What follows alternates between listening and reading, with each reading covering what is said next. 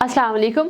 अच्छा, आज का जो हमारा टॉपिक है that is problems with prepositional phrases. अब प्रेपोजिशनल फ्रेजेस जो हैं ये आपको जब आप एक्टिव सेंटेंसेस को पैसिव वॉइस में कन्वर्ट करते हैं और either you are using the subject verb agreement rule, तो वहाँ पे ये बहुत ज़्यादा कॉम्प्लिकेशंस क्रिएट करते हैं।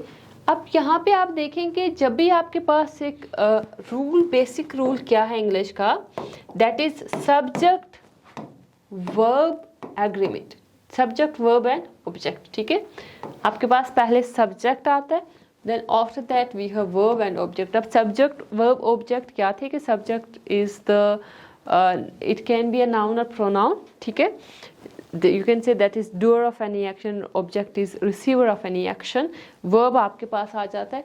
अब यहाँ पे देखें कि जब भी आप कोई सेंटेंस लिखते हैं आपने ये चीज़ देखना है कि क्या आपका सब्जेक्ट जो है वो वर्ब के अकॉर्डिंग है या ऑब्जेक्ट के अकॉर्डिंग है।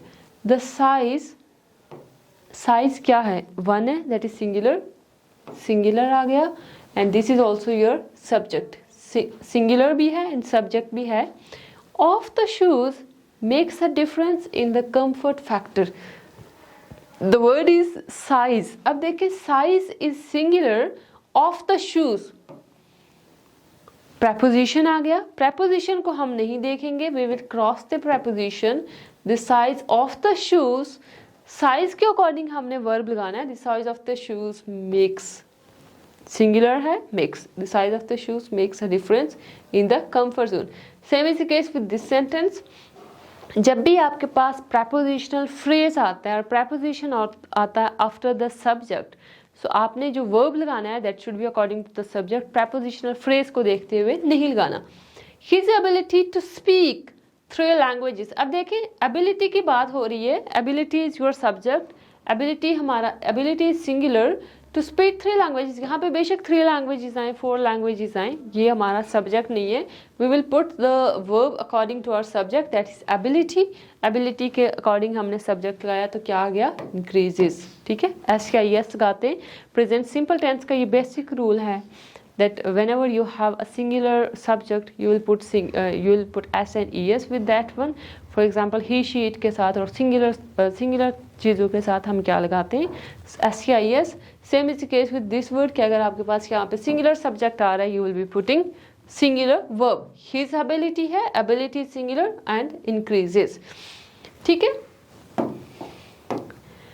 अच्छा उसके बाद वर्ड है सम जब भी आपके पास आता है that is plural, but if it is not followed by a preposition, अगर preposition नहीं आ रहा, when यहाँ पे देखें some है, many of the graduates are going to the college, some plan to study medicine। now you don't have any preposition before the word some से पहले हमारे पास क्या है, कोई preposition नहीं है, लेकिन अगर preposition होता तो हम उसके according लगाते just in the case of some। फिर हम देखते हैं कि either this is singular or plural। उसके बाद हमारे पास words हैं either and neither और either and neither। ये दोनों pronunciation भी इसके correct हैं, you can practice anyone, जो भी आपको easy लगती है।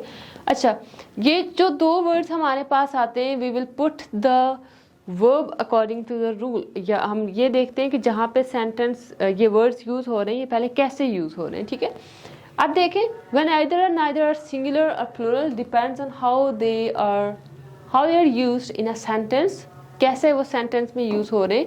suppose अगर ये एक sentence में दोनों words आपके पास आ रहे हैं, क्योंकि ये mostly इकट्ठे आते हैं एक sentence में either or neither nor, you will follow the second one। जो second one हमारे पास आएगा उसके बाद जो word आएगा उसके according हमने लगाना है।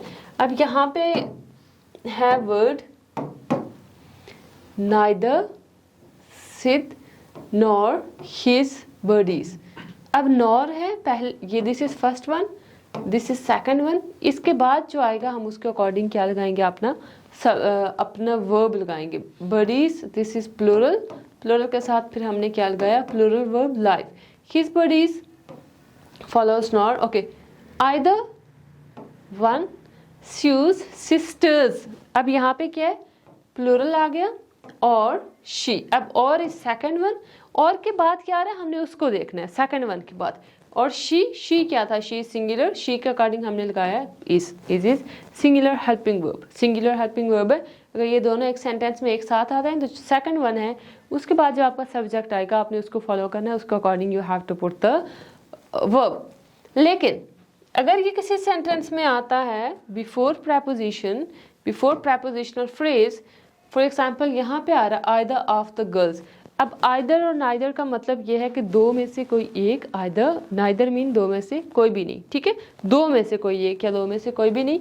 अब either of the girls, either है, either and neither these two words are singular. अब अगर ये एक एक करके आते हैं सेंटेंस में, जैसे either of the girls is capable of doing the job, अब यहाँ पे सिर्फ एक वर्ड है either, it means this is singular. एक अगर अकेला आएगा तो ये सिंगुलर होगा, आइदर ऑफ द गर्ल्स। सो एक प्रेपोजिशन आ गया बिफोर प्रेपोजिशन, इसको हम प्रेपोजिशन को इग्नोर करेंगे, either is singular is, either is. Neither of the musicians, word क्या है म्यूजिशियंस, बट यहाँ पे ऑफ आ जाता है, we will look at the neither, neither क्या था, नाइदर इज सिंगुलर, हैज यहाँ पे हमने लगा लिया। अब आपके पास जैसे अगर आ जाता है along with, accompanied by, together with and as well as, so उनको भी हम क्या consider करते हैं, we will consider all these words as prepositional phrases, उनको भी हम prepositional phrases consider करते हैं, the waiter as well as the customers। अब the waiter आ गया, waiter is singular, as well as the customers, customers है लेकिन किसके बाद आ रहा है, after the as well as. हमने क्या देखा कि एज वेल एज क्या था, प्रेपोजिशनल फ्रेज हम उनको कंसीडर करते हैं, इसलिए your verb will be according to the subject, subject is the waiter, is the students, plural आ रहा है, accompanied by their teacher, are लगाएंगे उसके बाद, ठीक है, ओके। अब कुछ वर्ड्स आपके पास ऐसे होते हैं कि प्रेपोजिशंस ऐसे होते हैं जिनके बाद हम देखते हैं कि जो वर्ड आ रहा है उनको अकॉर्डिंग हमने उनको इग्नोर कर देते हैं। जैसे अगर सपोज आपके पास आ रहा है अलॉट ऑफ, अलॉट ऑफ के बाद जो आपके पास सब्जेक्ट आएगा, ये वर्ड आएगा, you will use preposition according to that one, that is a lot of आ गया, द मेजॉरिटी ऑफ आ गया, अ फ्रैक्शन, 5 कार्ड्स। ये कुछ वर्ड्स हैं, ये आपने मेमोराइज करने हैं।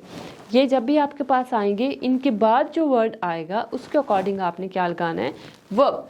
A lot of people, अब people क्या है, person is singular, people is plural, people plural है तो you will be using a lot of people attend, attend आपने लगाया, attend the concerts। अब attend क्या है, attend is plural verb, आपने plural लगाया।